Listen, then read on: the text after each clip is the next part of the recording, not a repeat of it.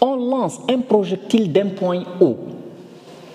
Déterminer les équations horaires ainsi que l'équation de la trajectoire.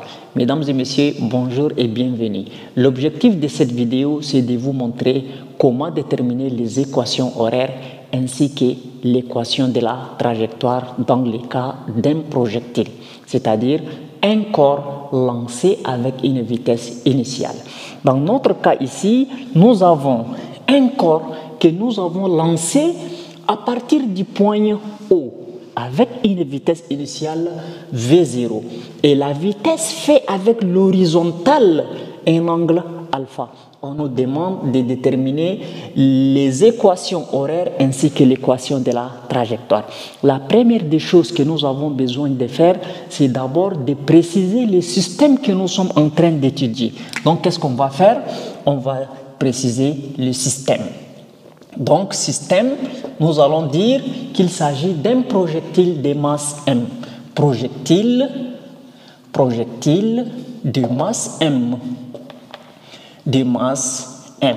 Bien, les projectiles, quand on les lance, on l'étudie toujours dans un référentiel galiléen. Donc, le référentiel d'étude, c'est le référentiel terrestre galiléen. Maintenant, on doit faire les bilans des forces qui agissent sur notre corps qui est lancé dans l'air. Vous savez que le corps est lancé à partir du point A avec une vitesse initiale. Ce corps va évoluer, arriver quelque part là, il va tomber, n'est-ce pas? Alors, notre corps, il tombe sous l'effet de son poids, n'est-ce pas? Donc, c'est-à-dire que voilà notre projectile qui est lancé. Donc, on doit présenter que le poids qui est présenté vers le bas. Donc, c'est-à-dire la force qui agit sur notre corps ici, nous avons le poids. Bon, bilan des forces. Y a-t-il autre force? Le poids P. Maintenant, il se peut qu'il y ait une autre force. Ça pourrait être la résistance de l'air. Mais ici, on considère que la résistance de l'air est négligeable. Donc, quand on lance un corps dans l'air et que le corps évolue dans l'air, il n'est pas en contact avec quelque chose pour dire qu'il y a la réaction. Donc, il n'y a qu'une seule force qui agit sur notre corps, à savoir le poids P de notre corps. Bien. Dans le cas d'un projectile, après avoir précisé le système à étudier, le référentiel et le bilan, nous allons déterminer les conditions initiales de notre projectile. Donc, conditions initiales. Donc, c'est très important. Les conditions initiales. C'est-à-dire quoi? Quand on parle de conditions initiales, c'est deux paramètres. Premier, c'est le vecteur position initiale, c'est-à-dire la position initiale de notre projectile et la vitesse initiale de notre projectile. Donc, OM0, c'est ça la position initiale. C'est-à-dire que nous sommes dans le plan, on a X et Y. Donc, X0, qu'on appelle la condition initiale, c'est-à-dire à t égale à 0. C'est ça qui est condition initiale. Et Y0. Donc, X0 qui veut dire qu'on a lancé les projectiles là à partir de quel point? À partir du point O. Donc, X de O égale quoi? O, c'est l'origine du repère. Quand on lance un corps à partir de l'origine du repère, c'est-à-dire sa position, X égale 0 et Y aussi égale à 0 parce que nous sommes sur l'origine du repère. Donc, il n'y a pas X, il n'y a pas Y. Si on avait lancé le projectile à partir de ce point qui est ici, d'ici jusqu'ici, et que ça mesure 3 mètres, on allait dire que X0 c'est 0, mais Y là c'est 3 mètres. Si on avait lancé le projectile à partir de ces points, donc X0 va être la distance d'ici jusqu'ici, mais Y c'est 0. Par contre, si on lance un projectile à partir d'ici, donc X, on projette pour avoir la distance et Y, on projette aussi pour avoir la distance. Voilà ce qu'on appelle le vecteur position initiale. Maintenant, on va chercher le vecteur vitesse. Donc, la vitesse V0, alors, V0, la vitesse, lorsqu'on a lancé le projectile à partir de l'origine du repère avec une vitesse V0, cette vitesse V0 là, elle est oblique. c'est-à-dire sa direction là, elle n'est ni sur l'axe des abscisses, ni sur l'axe des ordonnées. Comme elle ne suit pas l'axe des abscisses, elle ne suit pas l'axe des ordonnées, c'est-à-dire une partie se trouve sur l'axe des abscisses et une autre partie se trouve sur l'axe des ordonnées. C'est pourquoi nous avons besoin de faire la projection de la vitesse V0 sur l'axe des abscisses et sur l'axe des ordonnées. Donc, ici, on va dire que ça c'est V0. Donc, ici, on va noter V0 de X et ici, on va noter V0 de Y. Maintenant, V0 de X là, c'est égal à combien? Donc, on va considérer ici que nous sommes dans un triangle rectangle. Vous voyez? Comme ça. Et là, ça c'est V0 de X, la flèche qui est ici. Ça c'est V0. Et V0 de Y, il est là comme ça, n'est-ce pas? Donc, je vais le considérer comme il est ici. Même si on projette cette distance, avec cette distance, la même chose. Mais je n'ai pas besoin d'utiliser cette partie. Donc, juste pour vous dire que V0 de Y là, c'est ça, la flèche V0 de Y. Cette flèche qui est ici, celle-là est V0 de X. Et ça, c'est l'hypoténuse qui est V0, n'est-ce pas? Alors, notre angle alpha, c'est-à-dire l'angle formé entre la vitesse et le plan horizontal, c'est un angle alpha. Donc, V0 est décomposé en V0 de X et en V0 de Y. Donc, V0 de X, on va l'exprimer en fonction de V0. Donc, V0 ici, nous sommes dans un triangle rectangle. Le plus long côté, c'est l'hypoténuse. L'hypoténuse, c'est V0. Et le côté qui forme l'angle avec l'hypoténuse, on l'appelle côté adjacent. N'est-ce pas? Donc, V0 de X, c'est le côté adjacent. Et le côté qui est en face de l'angle, c'est le côté opposé. Donc, le côté opposé, la formule est égale à hypoténuse fois sinus. Et le côté adjacent est égal à hypoténuse fois cosinus, n'est-ce pas? Donc, moi, je voudrais déterminer V0 de X. V0 de X, c'est quoi? V0 de X, c'est le côté adjacent. Donc, c'est égal à hypoténuse fois cosinus. Donc, hypoténuse, c'est quoi? C'est V0 et fois cosinus. Cosinus, c'est quoi? Cosinus de l'angle alpha. Donc, V0 cosinus de l'angle alpha.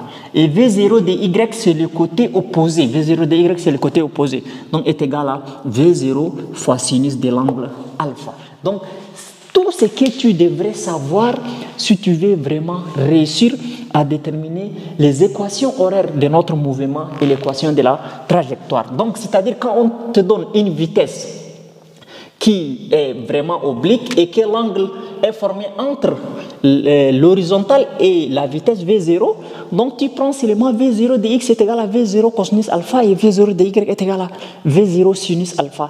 Et c'est tout, tu as déjà déterminé les conditions initiales, c'est-à-dire la vitesse V0, ses composantes, AT égale 0, et la position x0, y0, à t égale à 0.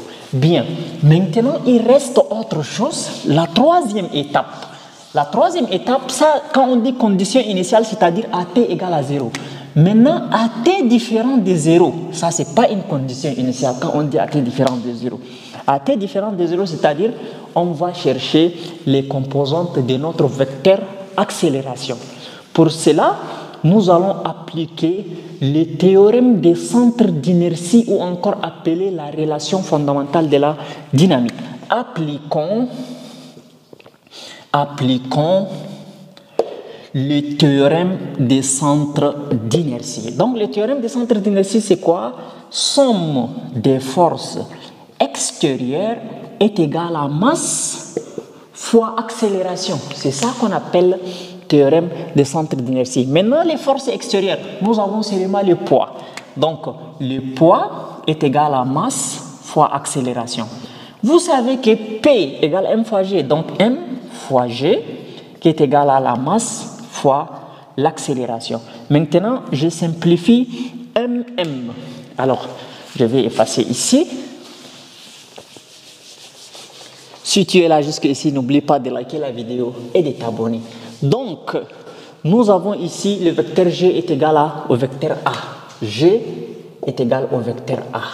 Alors, maintenant, vous savez que G est toujours dirigé vers le centre d'inertie de la Terre, c'est-à-dire quand on est à la surface de la Terre, on va dire que c'est dirigé vers le bas, n'est-ce pas? Bien, G est dirigé vers le bas et le repère est dirigé vers le haut. C'est ce que beaucoup de personnes confondent. Alors, vous allez certainement vous poser la question, dans quel cas A égale à G et dans quel cas A égale à moins G? Lorsque A est égal à G, c'est lorsque les sens de G avec les sens du repère sont les mêmes. C'est-à-dire si nous avons Y qui est dirigé vers le bas et G aussi est dirigé vers le bas, donc vous allez écrire A égale G. Donc ici G égale A ou bien le vecteur A est égal au vecteur G. Mais je n'ai pas encore éliminé les vecteurs pour mettre un signe, n'est-ce pas? Donc dans notre cas ici A égale à moins G parce que G est dirigé vers le bas et le Y est dirigé vers le haut. Ils sont des sens contraires, donc je vais dire A est égal à moins G, n'est-ce pas? Maintenant, le A là, on doit aussi trouver deux dimensions de A, suivant l'axe des abscisses et suivant l'axe des ordonnées, n'est-ce pas? Alors, on va dire A de X, il n'y a pas accélération suivant l'axe des abscisses parce que l'intensité des pesanteurs A égale G. G là, c'est toujours parallèle avec l'axe des Y. Si G est parallèle avec l'axe des Y, ça veut dire c'est pour l'axe des Y. Mais G n'est jamais parallèle avec l'axe des abscisses. Donc, A de X est égal à 0, A de Y est égal à moins G. Donc, le A est égal à moins G, là, c'est pour Y. A de Y est égal à moins G. Nous avons réuni maintenant toutes les données possibles. Maintenant, ici, quand on trouve A égale à moins G, cette équation nous prouve que nous avons une accélération et notre accélération est constante. Et quand on a une accélération constante, c'est-à-dire que nous sommes en face d'un mouvement uniformément varié, c'est-à-dire notre mouvement, ce n'est pas un mouvement uniforme. Et quand on nous demande d'écrire l'équation horaire, les équations horaires du mouvement, on se met dans la tête que notre mouvement est comment? C'est un mouvement uniformément varié. Bien, maintenant, qu'est-ce qu'il faut faire? Mais si, ici, quand on prend A de X est égal à 0, c'est-à-dire dans ces cas, notre vitesse et notre accélération est nulle. Mais ici, A de Y est égal à moins G, notre accélération est constante. Donc, c'est pour vous dire que si vous prenez l'axe des abscisses, suivant l'axe des abscisses, vous pouvez dire que le mouvement est uniforme. Il n'y a pas de problème. Mais suivant l'axe des ordonnées, vous pouvez dire que le mouvement est comment? Le mouvement est uniformément varié. Donc, si, suivant l'axe des abscisses et le mouvement est uniforme, ça c'est seulement les coordonnées de A. Il reste les coordonnées de V et il reste les coordonnées de X à t différent de 0. Parce que ce que je vais déterminer ici, là, c'est les coordonnées de A à t différent de 0. Maintenant, à t différent de 0, et étant donné que nous, on connaît déjà que suivant l'axe des abscisses, le mouvement est uniforme et suivant l'axe des ordonnées, le mouvement est uniformément varié, on peut trouver l'expression de la vitesse. Donc, la vitesse, si le mouvement est uniformément varié, qu'est-ce que ça donne? Ça donne AT plus V0. Mais la vitesse, lorsque le mouvement est uniforme, la vitesse, qu'est-ce que ça va donner? La vitesse, ça va donner V distance sur temps, n'est-ce pas? Voilà, la vitesse égale distance sur temps, mais on peut dire que c'est égal à V est égal à V dx. Alors, qu'est-ce qu'on va écrire? On va écrire que ici, suivant l'axe des abscisses, la vitesse V dx, qu'est-ce que ça donne? Ça donne ici notre vitesse qui est là. Donc, où est notre vitesse? Notre vitesse ici, ça donne V0 dx. Alors, ça donne V0 dx. Et suivant l'axe des ordonnées, comme le mouvement est uniformément varié, donc la vitesse suivant l'axe des y est égale à quoi? V de y est égal à AT plus V0 dx. Est-ce qu'on se comprend? Donc V de x est égal à V0 dx et V de y égale à AT plus V0 dx. Donc, qui veut dire que la vitesse v de x est égale à v0 de x, on connaît déjà, ça donne v0 cosinus alpha. Et v de y va donner at. A c'est quoi? A de y. A de y c'est quoi? A de y c'est moins g. Donc ça nous donne moins gt plus v0 de y. v0 de y, autant pour moi, c'est v0 sinus alpha. Bien, donc ça c'est l'expression de la vitesse lorsque notre mouvement dans le premier cas est rectiligne, comment dirais-je, uniforme, et dans le deuxième cas, lorsque le mouvement est uniformément varié. Voilà, donc je vais effacer ici.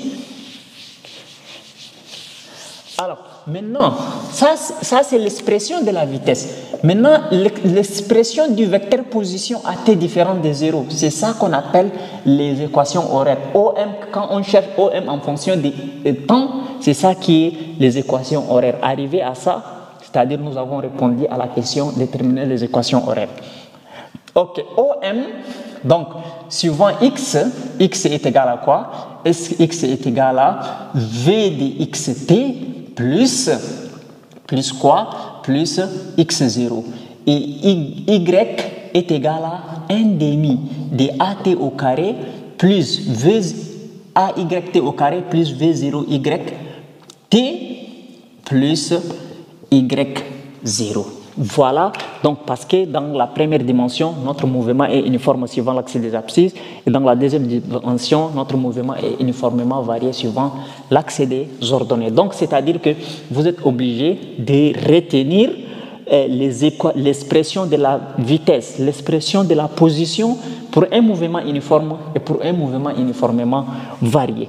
Alors, maintenant, qu'est-ce qu'il faut faire? À partir d'ici, on va dire OM égale x, v de xt plus x0. Donc v de x c'est quoi? C'est v0, donc x est égal à v0 cosinus alpha t, donc v0 cosinus alpha t, le t je peux l'écrire ici, plus x0. x0, dans les conditions initiales, on a dit x0 égale à 0, y0 égale à 0, donc ça s'arrête ici. Maintenant y égale à 1 demi de a de y c'est moins g, donc moins 1 demi de g t au carré plus v0 de y. v0 de y, on a dit que c'est égal à v0 sinus alpha, donc plus v0 sinus alpha t plus y0 c'est égal à 0. Donc ce que vous voyez ici là, ce sont les équations horaires de notre projectile. Maintenant, à partir des équations horaires, on va devoir chercher l'équation de la trajectoire.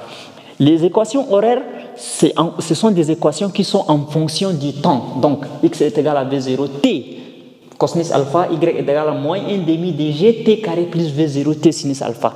Mais l'équation de la trajectoire, c'est en fonction de x et y, c'est-à-dire notre travail maintenant consiste à éliminer les temps entre la première équation et la deuxième équation pour trouver seulement une équation qui est en fonction de x et y. Alors, qu'est-ce qu'on va faire? On va prendre notre équation, ici, x est égal à v0t cosinus alpha, y est égal à moins 1 demi de gt carré plus v0t sinus alpha.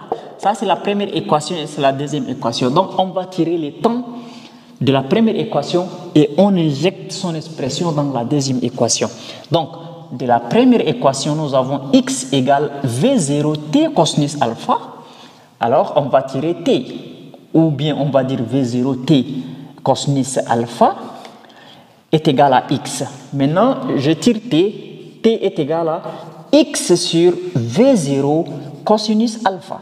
Et là, j'ai trouvé déjà l'expression du temps. Maintenant, cette expression-là, je vais remplacer là où il y a temps. Dans chaque temps ici, je vais remplacer par x v0 cosinus alpha. Donc, je vais effacer ici. Alors, je trouve y égale moins 1 demi de g t au carré. Le t, c'est x sur v0 cosinus alpha. v0 cosinus alpha, n'est-ce pas? au carré plus, j'écris plus, V0, j'écris V0, T. T c'est X sur V0 cosinus alpha. V0 cosinus alpha fois sinus alpha. Donc, fois sinus alpha ici. Donc, on va avoir ici Y égale moins 1 demi de G. Maintenant, X au carré. Je prends les X au carré au numérateur. Et en bas, comme V0 cosinus alpha aussi est au carré, hein, donc ça fait V0 carré cosinus carré alpha. Plus, maintenant ici les V0 vont se simplifier. Il reste X et sinus alpha. Ici, au numérateur, cosinus alpha au dénominateur. Donc, on va avoir ici moins. On va mettre le moins sur la barre. Le 1, le G et le X au carré sont au numérateur. Donc, 1 fois G, ça fait G, X carré. Et 2 au dénominateur, ça fait 2V0 carré, cosinus carré alpha. Et ici, plus X. Et sinus alpha sur cosinus alpha, ça nous donne tangente alpha. Et ce que vous voyez ici, c'est l'équation de la trajectoire.